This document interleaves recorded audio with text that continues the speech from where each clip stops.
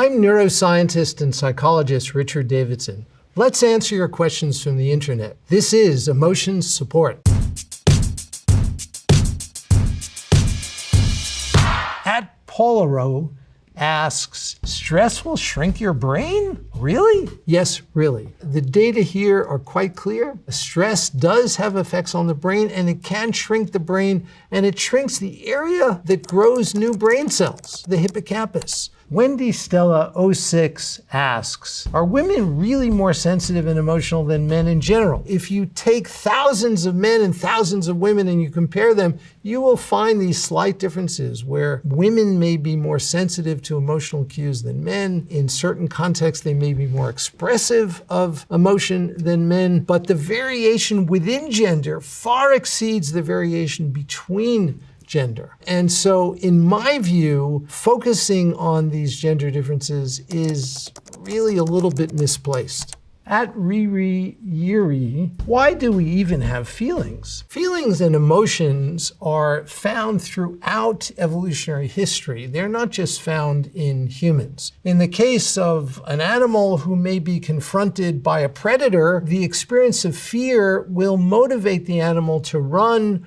or to fight. We have feelings to navigate important life decisions. They are really critical in enabling us to make important decisions. For example, should we be with a significant other? Should we take one job versus another job? Those are not decisions that we make based on a simple, cold, cognitive calculus. We use our emotions, our feelings, to decide. At Alpaca Aurelius, holy crap, Botox impairs your ability to process other people's emotions because it prevents your face from mirroring someone's reaction. Botox is truly soul-sucking. Botox does effectively paralyze your facial muscles. And one of the things that we've learned over the last 20 years in research on emotion is that not only does the brain control the face to produce emotional expressions, but emotional expressions feed back information to the brain to help the brain modulate its activity. When we are interacting with another person, we often engage in contagious emotional expressions. So we are simulating the emotions that another person may experience. This is part of empathy. And if we can't do that because of Botox, we are literally deprived of a major mechanism through which we can make inferences about both our own emotion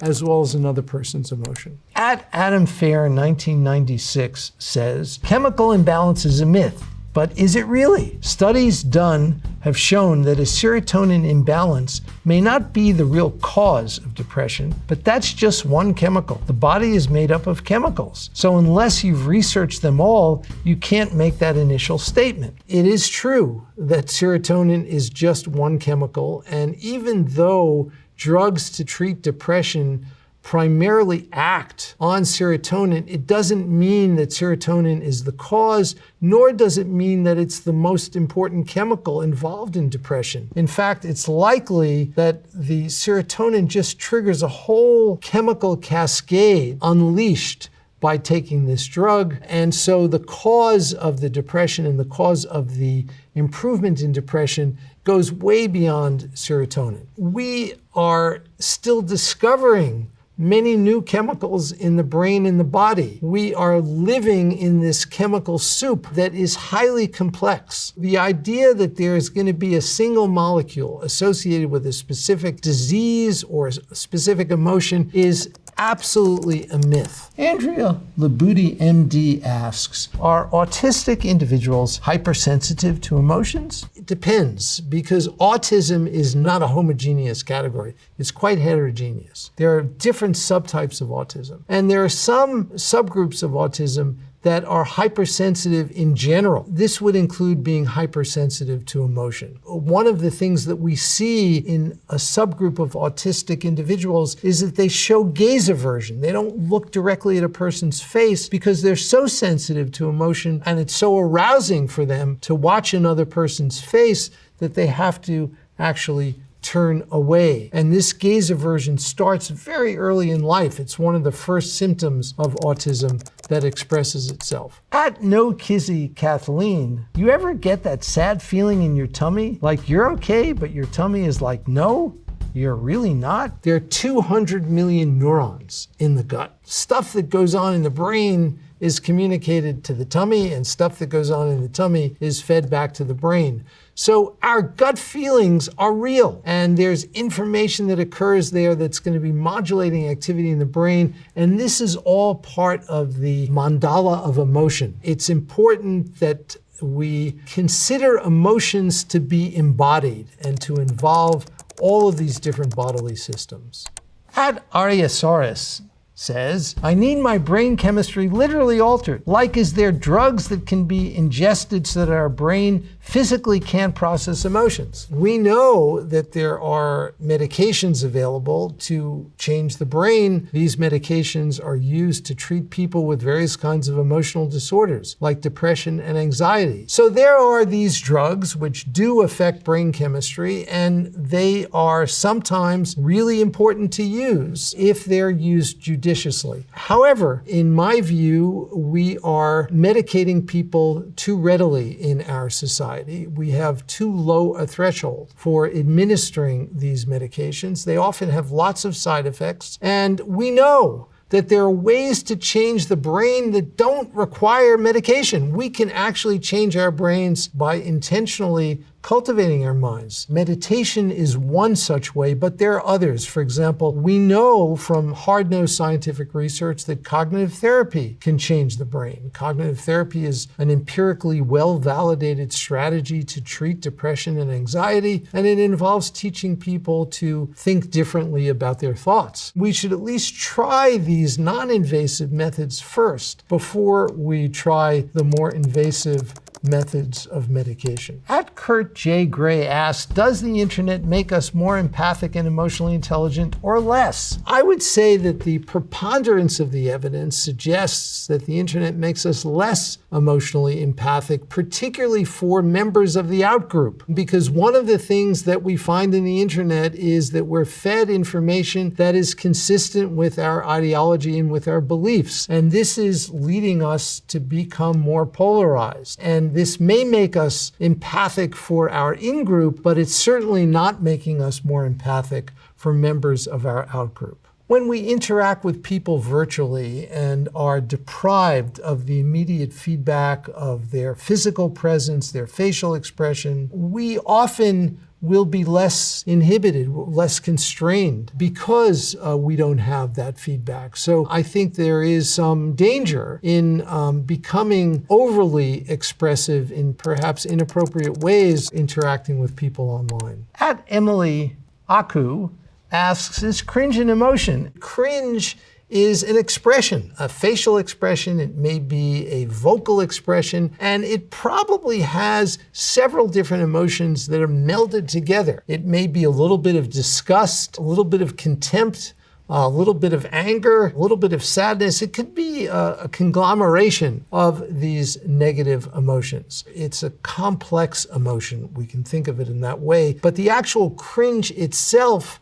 is an expression displayed in response to someone, for example, making a terrible and inappropriate joke in the wrong setting. At Paul Ekman, who's a very famous emotion scientist, a very dear friend of mine and a collaborator, asks, how many emotions are there? We have here a scheme developed by another well-known scientist of emotion, Robert Plutchik. And Plutchik argues that there are a number of primary emotions, such as joy, trust, fear, surprise, and their opposites that are sadness, disgust, anger, anticipation. We have this circumplex, and the outer ring are emotions that are less arousing. And as we get closer and closer to the center, the emotions are more arousing. We begin with serenity, may be thought of as a low arousal positive emotion, then joy, and then ecstasy. Ecstasy would be a higher arousal positive emotion. And similarly, we can go from apprehension, in this case, to fear, to terror. According to this scheme, there are emotions that are opposite to one another. For example, joy and sadness are opposite to one another. According to other scientists, however, emotions may be less dichotomous in that way, less binary. As someone who has spent quite a bit of time with the Dalai Lama in research that we've done, the Dalai Lama, I know, has expressed serenity along with sadness simultaneously. And so the idea that these are always opposite in this way, I think, is a little too simplistic. These are all Western conceptions of emotion. In non-Western cultures, the framework for emotion is likely to be quite different. And so it's important that we not consider this a final say on how emotions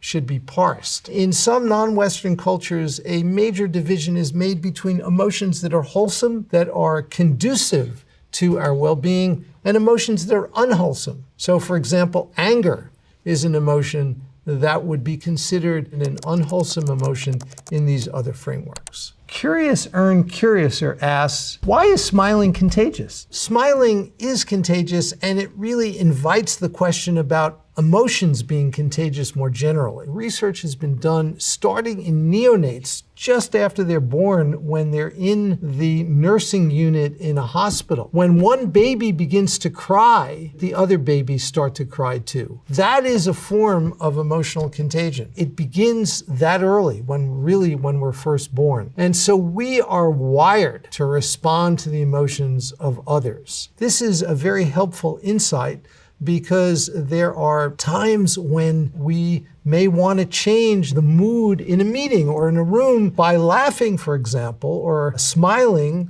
we can have it spread to the other members of this group. At iWigdal, how does meditation rewire the brain? When we cultivate wholesome habits of mind through meditation, it turns out that our brains literally change. Meditation changes two major systems in the brain. It changes our capacity to pay attention. The prefrontal cortex is majorly involved because this is the area of self-regulation, and this area is strengthened by meditation. The second change that occurs in the brain with meditation is focused on emotion. And meditation improves our ability to regulate our emotions, particularly in changing the connectivity among different networks in the brain. Most of the time, our self-related thinking, our beliefs about ourselves, really hijack our perception of reality. And what meditation does is it alters that. It shifts our connectivity so that we can see that our thoughts about ourselves, our beliefs, our expectations are there,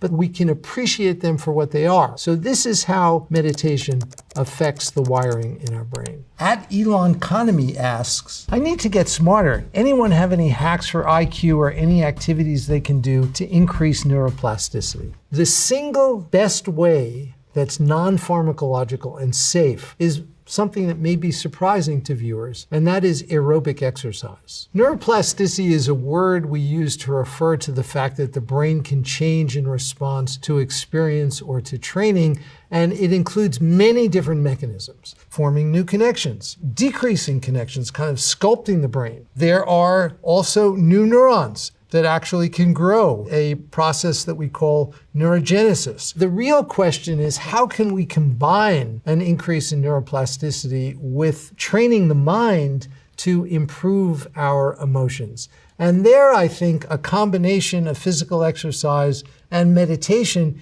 is perhaps an ideal combination. Let me introduce something that I think is really totally new: the possibility of contemplative aerobics. Please try it. At The Girl Z asks, where are my emotions? Why can't I feel anything? I want to feel. People sometimes report that they don't feel their emotions, and that can be due to many different reasons. They may be having emotions that they're not experiencing consciously. It also may be that they're simply not having those emotions. The former we refer to as alexithymia, where a person is having difficulty labeling or naming or becoming aware of emotions that they have.